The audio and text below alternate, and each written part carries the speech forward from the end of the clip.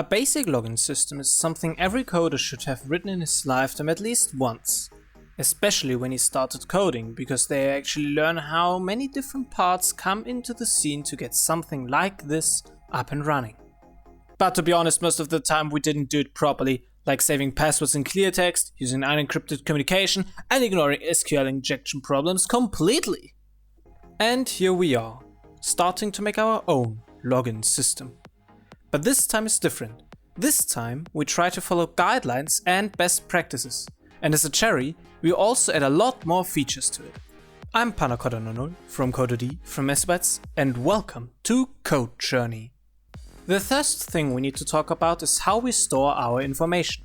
A common answer would be to use MySQL as a database. Heck no, Oracle drove it into ruin, so we're definitely gonna go with something better. PostgreSQL, or however it is called, should be a more enterprise-targeted open source database engine. So let's go with that. There are still other engines like MongoDB, which is a so-called NoSQL database, but we want a relational database, which is basically a fancy Excel spreadsheet. The second thing we need to talk about is how we're going to implement our API. API stands for Application Programming Interface and is basically a system that allows programs to communicate with each other.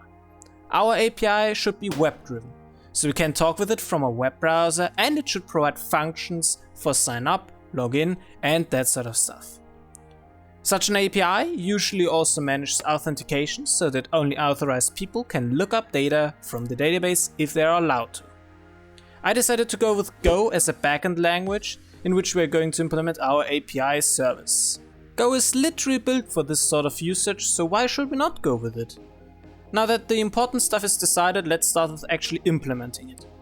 For that, I started installing Postgres locally on my Windows machine together with pgadmin, which is a nice tool for managing Postgres databases.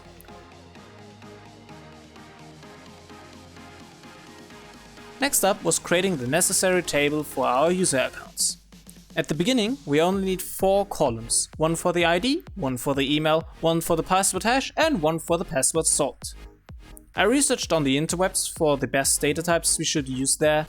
A big int for the ID, a varchar with a length 64 for the hash, and a varchar with some length like 16 for the salt. For the email, I found something interesting. With Postgres, you can define a so-called domain, which is like a custom data type. It actually is a normal data type, but with constraints attached to it for further validation. And those domains are reusable for multiple tables, so we don't need to redefine the constraints for each table. So I created one for emails, which uses a regular expression for validation. Our ID is a snowflake ID, which is a special kind of number that consists of information like timestamp at which the ID got generated, the number of the node which has generated the ID, and others. It is very useful when you need to generate many IDs per second and charted databases. Storing passwords is tricky. If there is a data breach, you don't want to share your user's password with the internet, do you? To work against this issue, you usually hash the password with an hash algorithm. Such an algorithm works one way, meaning you can't get the password back from the hash.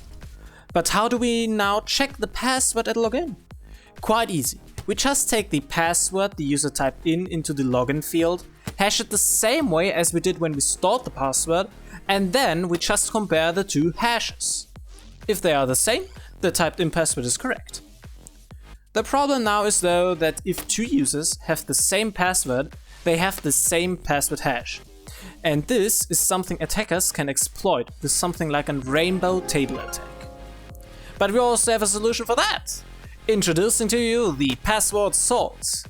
When we store the password, we additionally generate a random sequence of characters, which we store additionally as clear text in the database. This random character sequence is then attached somewhere to the password the user typed in prior to the hashing. Due to the nature of an hash algorithm, which produces a seemingly random sequence of characters, any minor change in the input results in a completely different output. And thanks to the additional random password text, nobody will have the same password hash. After we finish setting up our database, we can continue working on our API service. For that, I installed the newest version of Go, and I installed an IDE I can work with. I decided to go with Goland because JetBrains! In the IDE, I created a new project and made a basic setup. Since Go is made for the usage as API backend, it is also quite easy to create APIs in it. So the first thing we make is a small context object for our app that will hold important dependency context information like our database connection and HTTP router. This router basically allows us to easily define URL paths with variables and associate them with different Go functions, so that the specified Go functions are executed when a request for the given URL comes in. So we create the functions and routes for our sign-in and sign-up requests. Additionally, we create the database connection with the pgx library when initializing our context like the router. Starting with the implementation of the sign-up request, I created a structure that holds the request information and passed the HTTP body into it. Afterwards, I tried to insert the information into our database with a query. Important to note there is that we use the query function of pgx because it allows us to have a formatted string with placeholders for our information. We can then pass our information as additional parameters to the function. pgx will then make sure that the information is put into the query properly without the risk of SQL injection. SQL injection is an attack on databases where the attacker puts additional SQL queries into the query the API sends to the database. This works because SQL is a text-based protocol, and if you just put in the input text from the user into the query without additional consideration, no one prevents him from putting additional SQL statements and commands into that query. When executing queries and such, errors might appear. Like if you try to use an invalid formatted email or a username is already given to someone else. So that's why I constantly try to create some universal functions that allow for easy and fast ways to handle errors in our API. Like using a central error code table and a standard way to respond to HTTP requests with an error JSON structure. For the ID generation, I added some dependency injected generation code to our app context. There, I use a Snowflake library to generate our ID with saved context information like node number, which is basically just the ID of this service instance. And at this point I had to struggle a bit with my Go development environment, which got fixed by updating Go, changing the run configuration in Goland and a system reboot. Now that I was able to insert data properly into the database, I needed a way to create password hash and salt to add it to the information. This was way easier than I thought it would be. Go provides the crypto bcrypt library functions for this exact purpose and more.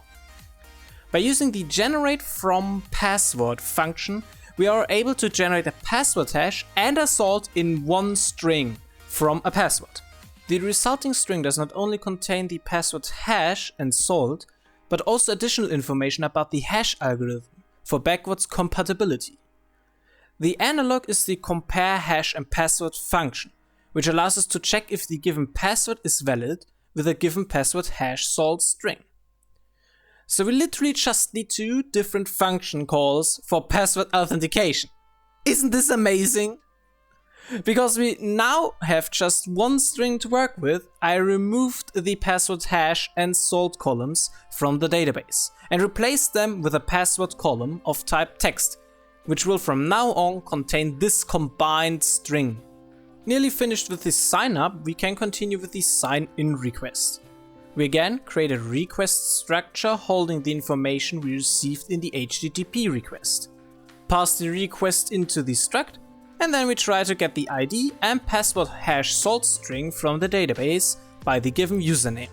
If we have found it, we check the password and respond accordingly. After a successful test, we then continue with the authentication token. An authentication token is a sequence of characters that is used to identify you as a user or a session between client and server. So if you successfully log in, then you get an authentication token that is associated with an account. You then send this token to the server every time you want something from it, and it will then know that you are actually you. There are multiple different ways to manage those tokens. One is to generate a random one and store associated information on the server.